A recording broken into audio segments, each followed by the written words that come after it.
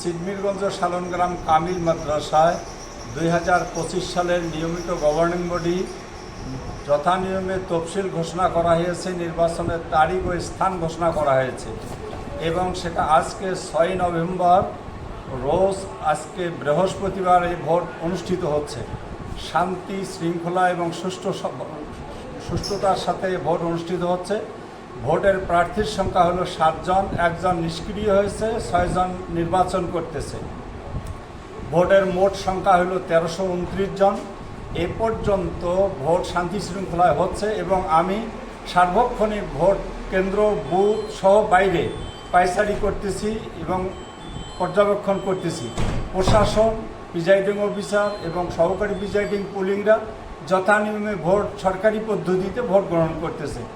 এ পর্যন্ত কোনো এজেন্ট সহ কোনো প্রার্থীর কোনোভাবের কোনো অভিযোগ নেই।